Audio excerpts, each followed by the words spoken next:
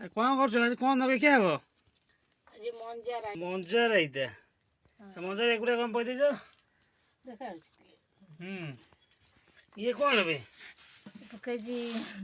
ମଞ୍ଜା, ଆଳୁ, ବାଇଗଣ, ଗ୍ରୀନ୍ ମଟର ଥିଲା ଦିଟା ପକେଇଦେଲି, ମାନେ ଶୁଖିଯିବ କାହିଁ ପକେଇଦେଲି ଆଉ।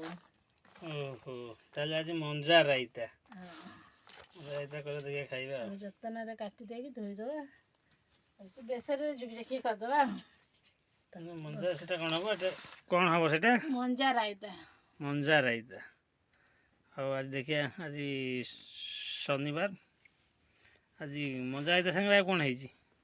ଆଉ ଅଛି ଦେଶୀ ମୁଗ ଯାଇ, କଖାରୁ, ଆଳୁ, ସାରୁ, ବାଇଗଣ, ଡାଲମା। ଡାଲମା ମାନେ ହଉ କର ଖାଇବା ଆଉ।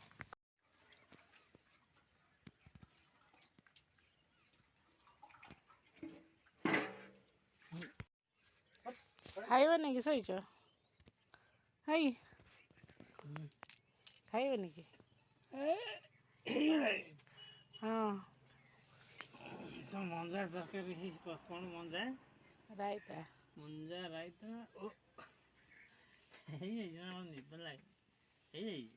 ହଁ, ହଉ ହଉ ଚାଲ ଚାଲ। ପଖାଳ ନା ତତଲା?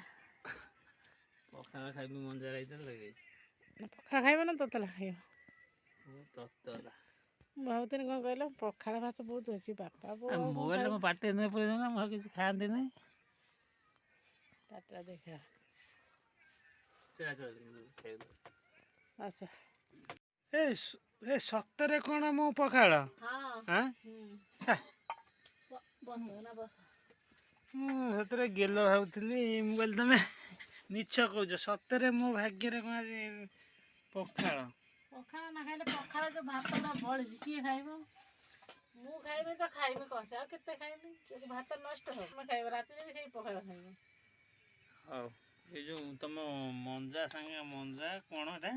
ମଞ୍ଜା ରାଇତା। ମଞ୍ଜା ରାଇତା ମୁଁ ଖାଇଛି, କିନ୍ତୁ ମଞ୍ଜାରେ ସଜନା ଶାଗ ପଡ଼ିଥିବାର ମୁଁ ଖାଇଛି। ତମେ ଆଜି ମଞ୍ଜା ରାଇତା, ଗୋଟେ ଡାଲମା ଦେଉନା, ପଖାଳ ଭାତ ସାଙ୍ଗେ ଡାଲମା ଖାଇଦେବା।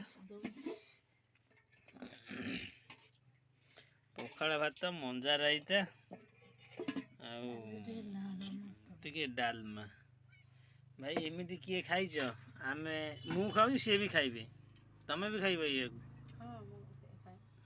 ହଉ, ଜୟ ଜଗନ୍ନାଥ। ପଖାଳ ଭାତ ଜୟ, ପଖାଳ ଡାଲମା